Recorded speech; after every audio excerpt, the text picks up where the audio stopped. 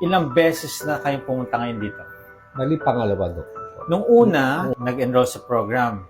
Opo. Health issues mo is Si KD2A. CKD2A. Nakailang months ba kayo sa amin sa 1 program? month lang kasi in the other program dami kong gastos. So ano nangyari nung 1 month na monitoring? Basta sabi mo sa akin, after ng 1 month, ituloy-tuloy ko lang.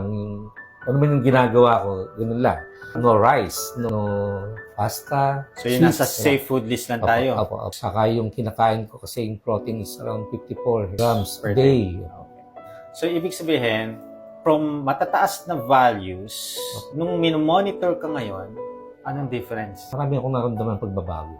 Nung una yung aking palpitation. Pag naglalakad ako, nawala yun.